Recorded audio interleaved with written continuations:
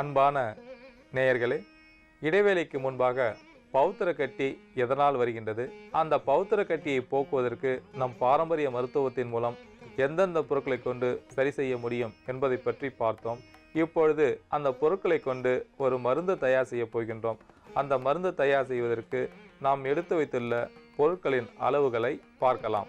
மஞ்சள் கிழங்கின் இலை ஒரு பிடி, துத்தி இலை ஒரு பிடி, அதிமதுரம் ஒரு சிறிய துண்டு, கடுக்காய் பொடி அரை தேக்கரண்டி, 100 மில்லி இளநீர், 200 மில்லி தண்ணீரை ஒரு பாத்திரத்தில் எடுத்து லேசாக சூடேற்றவும். தண்ணீர் இளஞ்சூடாக இருக்கும் சமயத்தில் மஞ்சள் கிழங்கின் இலையை ஒரு பிடி சேர்க்கவும்.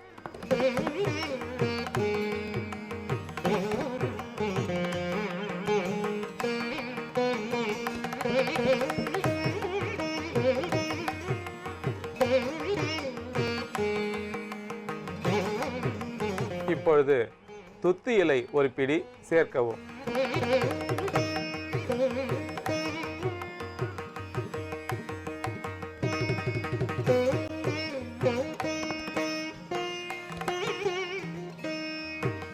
இப்பொழுது அதிமதுரம் ஒரு சிறிய துண்டு சேர்க்கவும்.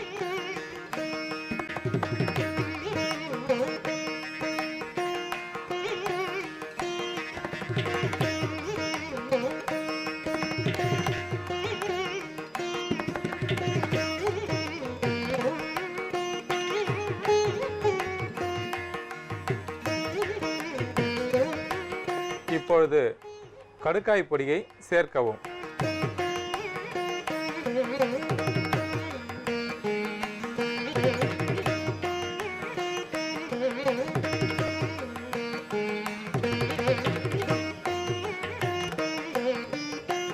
இந்த தீநீர் சிறு தீயில் வைத்து நன்றாக கொதிக்க வைக்க வேண்டும்.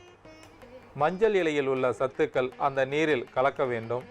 மஞ்சள் இலையை சிறு தீயில் வைத்து சூடேற்றும் போது அதில் உள்ள சத்துக்கள் அந்த நீரில் நன்றாக கலக்கும்.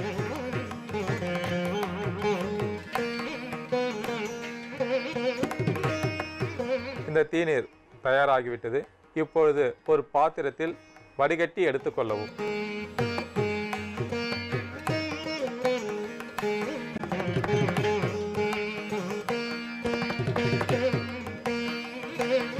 பௌத்திர கட்டி பாதிப்புடையவர்கள் இந்த தீநீரை கொண்டு அந்த பௌத்திர கட்டியுள்ள இடத்தை கழுவி வரும்போது அந்த பௌத்திர கட்டி படிப்படியாக குறையும். அங்கே இருக்கக்கூடிய அந்த கிருமிகள் அழியும். இரத்தம் வடிதல், சீழ் வடிதல் படிப்படியாக குறைந்து ஒரு ஆரோக்கியமான உடல்நிலையை பெற முடியும். இந்த தீநீரை மேற்கொண்டு, அதாவது உடலில் எந்த விதமான புண்கள் இருந்தாலும் அந்த புண்களை ஆற்றக்கூடிய தன்மை இந்த தீநீருக்கு உண்டு. இந்த தீநீர் ஒரு கிருமி நாசினியாக செயல்படக்கூடியது. பௌத்திர கட்டி பாதிப்புடையவர்களும் மற்ற கட்டி பாதிப்புடையவர்களும் இந்த தீநீரை கொண்டு அந்த கட்டி புண்களின் மீது கழுவி வரும்போது அந்த கட்டி புண்கள் விரைவில் ஆறும். இப்பொழுது இந்த தீநீரை உள்ளுக்கு சாப்பிடுவதற்கு இந்த தீநீருடன் 100 மில்லி இளநீரை சேர்க்கவும். அன்பான நேயர்களே, அதற்கடுத்ததாக நாம் எடுத்துக்கொண்ட பொருள் சீந்தில் கொடி. சீந்தில் கொடியில் இலை, தண்டு, வேர் அனைத்துமே அதிக மருத்துவ பண்புகளை கொண்டுள்ளது. இந்த சீந்தில் கொடியை அமிர்த சஞ்சீவி என்று சொல்வார்கள். சீந்தில் கொடியின் இலையை ஒரு பிடி எடுத்து மிளகு, தனியா, ஜீரகம், பனைவெல்லம் இவற்றையெல்லாம் சேர்த்து தீநீராக்கி விஷ காய்ச்சலின் போது காலையில் 50 மில்லி வீதமும் மாலையில் 50 மில்லி வீதமும் குடித்து வரும்போது அந்த விஷக்காய்ச்சல் படிப்படியாக குறையும். காமால நோயால் பாதிப்படைந்தவர்களுக்கு சீந்தில் கொடி இலை ஒரு பிடி, கீழாநெல்லி இலை ஒரு பிடி, மஞ்சள் கரிசாலை இலை ஒரு பிடி இவற்றை நன்றாக மோர் விட்டு அரைத்து நெல்லிக்காய் அளவிற்கு காலையில் வெறும் வயிற்றில் சாப்பிட்டு கொண்டு வரும்போது காமால நோய் அறவே தீரும். கல்லீரல், மண்ணீரல் போன்ற உறுப்புகளில் ஏதேனும் நோய் பாதிப்பு இருந்தால் அந்த நோய் பாதிப்பு விரைவாக சரியாகும். பெண்களுக்கு வெள்ளைப்படுதல் என்ற நோய் இருந்தால் அந்த நோயை சரி செய்வதற்கு சீந்தில் கொடி இலை ஒரு பிடி, அரச இலை ஒரு பிடி, மலவேம்பு பூ ஒரு பிடி இவற்றை மோர் விட்டு அரைத்து காலையில் வெறும் வயிற்றில் 100 மில்லி மோரில் கலக்கி சாப்பிட்டு கொண்டு வரும்போது வெள்ளைப்படுதல் நோயானது படிப்படியாக குறையும். உடல் உஷ்ணமும் குறையும். அதிக காய்ச்சலின் போது நாவறட்சி ஏற்படும், உண்ணக்கூடிய உணவின் சுவை தெரியாது, அதிக தாகம் இருக்கும். அந்த தாகத்தை போக்குவதற்கு சீந்தில் கொடி இலை, நாட்டு சர்க்கரை, மிளகு, ஜீரகம் இவற்றையெல்லாம் சேர்த்து தீநீராக்கி பருகி வரும்பொழுது அந்த பெருந்தாகம் அறவே தீரும். ஆன்ம சக்தி குறைவாக இருப்பவர்களுக்கு சீந்தில் கொடி, அம்கரா பொடி மற்றும் கோரைக்கிழங்கு பொடி இவற்றை சம அளவில் எடுத்துக்கொண்டு கலந்து வைத்துக்கொண்டு இந்த சூரணத்தை தினசரி காலை மாலை நாட்டு பசும்பாலில் சாப்பிட்டு கொண்டு வரும்பொழுது ஆன்ம சக்தி அதிகரிக்கும், உயிரணுக்களின் எண்ணிக்கையும் அதிகரிக்கும். பொண்ணுக்கு வீங்கி என்று சொல்லக்கூடிய இந்த புட்டாளமை நோய் வந்தால் உடல் அசதி, உடல் சோம்பல் அதிகமாக இருக்கும், நோய் தாக்குதல் அதிகமாக இருக்கும். தொற்று நோய் கிருமிகளை அழிப்பதற்கும் உடலை பாதுகாப்பதற்கும் நரம்புகளுக்கு பலத்தை கொடுக்கவும் அந்த தொற்று நோய் கிருமிகள் ஆண்களின் விரைப்பகுதியை தாக்காமல் இருப்பதற்கும் அதிக அளவில் சீந்தில் கொடி பயன்படுவதால் நாம் சீந்தில் கொடியையும் எடுத்து வைத்துள்ளோம். அடுத்ததாக நாம் பார்க்கக்கூடிய பொருள் வாயு விடங்கம். சிறு குழந்தைகள் முதல் பெரியவர்கள் வரைக்கும் வயிற்றுப்பகுதியில் உள்ள பூச்சிகளை வெளியேற்றுவதற்கு வாயு விடங்கம் அதிக அளவில் பயன்படக்கூடியது. வாயு விடங்கத்தை விளக்கெண்ணெயில் வறுத்து ஒரு தேக்கரண்டி அளவிற்கு ஞாயிற்றுக்கிழமை காலையில் வெறும் வயிற்றில் சாப்பிட்டு விட்டு வெந்நீர் அருந்தும்போது பெரியவர்களுக்கு நன்றாக பேதியாகும். அப்பொழுது வயிற்றுள்ள பூச்சிகளும் வெளியேறும். சிறு குழந்தைகளுக்கு 1/4 தேக்கரண்டி அளவிற்கு கொடுக்க வேண்டும். விஷக்காய்ச்சல், சளி, இருமல் போன்ற பல நோய்களையும் சரிப்படுத்தக்கூடிய ஆற்றல் வாயு விடங்கத்திற்கு உண்டு.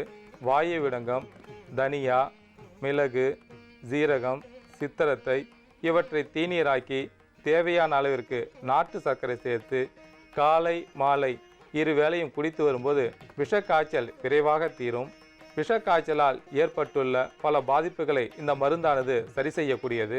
தோல் பகுதியில் ஏற்பட்டுள்ள கட்டி, வீக்கம் இவற்றை குறைப்பதற்கும் வாயு விடங்கம் அதிக அளவில் பயன்படக்கூடியது. வாயு விடங்கம் தனியா, முருங்கை ஈர்க்கு, தேன் இவற்றையெல்லாம் சேர்த்து தீநீராக்கி பருகி வரும்போது உடல் பகுதியில் ஏற்பட்டுள்ள கட்டி வீக்கத்தை உடனடியாக குறைக்கும். இங்கே பொண்ணுக்கு வீங்கி நோய் வந்தால் கழுத்து பகுதியில் வீக்கம் இருக்கும். அந்த வீக்கத்தை குறைப்பதற்கும் நரம்புகளுக்கு பலத்தை கொடுக்கவும் தொற்று நோய் கிருமிகள் தாக்காமல் காப்பதற்கும் வாயு விடங்கம் அதிக அளவில் பயன்படுவதால் நாம் வாயு விடங்கத்தையும் எடுத்து வைத்துள்ளோம். அடுத்ததாக நாம் பார்க்கக்கூடிய பொருள் கஸ்தூரி மஞ்சள். சிறு குழந்தைகளுக்கு ஞாபக சக்தி திறன் குறைவாக இருக்கும். அவ்வாறு பாதிப்புடையவர்கள் கஸ்தூரி மஞ்சள் 1/4 தேக்கரண்டி, 1 தேக்கரண்டி அரிசி திப்பிலி, 1 தேக்கரண்டி வல்லார பொடி இவற்றை கலந்து வைத்துக்கொண்டு இரவில் படுக்க போகும் பொழுது 1 சிட்டிகை தேனில் குழைத்து சாப்பிட்டு விட்டு நாட்டு பசும்பால் குடித்து வரும்போது குழந்தைகளுக்கு ஞாபக சக்தி திறன் அதிகமாகும், மூளை நரம்புகள் பலப்படும். இதனால் அவர்கள் சுலபமாக படித்து அதிக மதிப்பெண்களை தேர்வில் பெறுவார்கள். கஸ்தூரி மஞ்சள் கிருமி நாசினியாக செயல்படக்கூடியது. முகப்பருக்கள் இருக்கும்போது மலைவேம்பு இலை, மலைவேம்பு பூ, கஸ்தூரி மஞ்சள் இவற்றை தீநீராக்கி இந்த தீநீரை கொண்டு முகம் கழுவி வரும்போது முகத்தில் உள்ள பருக்கள், மருக்கள் படிப்படியாக மறையும். முகமானது ஒரு வசீகர தோற்றத்தை பெறும். கழுத்து வீக்கம் பாதிப்புடையவர்கள் கஸ்தூரி மஞ்சள், அம்மான் பச்சரிசி, குப்பைமேனி இவற்றை நன்றாக நீர் விட்டு அரைத்து அந்த பற்றை கழுத்து வீக்கத்தின் மீது போடும்போது அந்த வீக்கமானது படிப்படியாக குறையும். பொண்ணுக்கு வீங்கி என்று சொல்லக்கூடிய இந்த புட்டாளமை நோய் வந்தால் கழுத்து வீக்கம் அதிகமாக இருக்கும், தொற்று நோய் கிருமிகள் அதிகமாக இருக்கும். அந்த கழுத்து வீக்கத்தை குறைப்பதற்கும் தொற்று நோய் கிருமிகளை அழிப்பதற்கும் கஸ்தூரி மஞ்சள் அதிக அளவில் பயன்படுவதால் நாம் கஸ்தூரி மஞ்சளையும் எடுத்து வைத்துள்ளோம். அடுத்ததாக நாம் பார்க்கக்கூடிய பொருள் அமுக்கரா பொடி. உடல் அசதி, உடல் சோம்பல், ஆன்ம சக்தி குறைவு போன்ற பல பாதிப்புகள் இருக்கும்போது அமுக்கரா பொடியை காலை மாலை நாட்டு பசும்பாலில் சாப்பிட்டு கொண்டு வரும்போது உடலுக்கு பலத்தை கொடுக்கும். உடலானது எப்பொழுதும் சுறுசுறுப்புடன் காணப்படும். விஷக்காய்ச்சல் அதிகமாக இருக்கும்போது உடல் அசதி, சோம்பல் அதிகமாக இருக்கும்.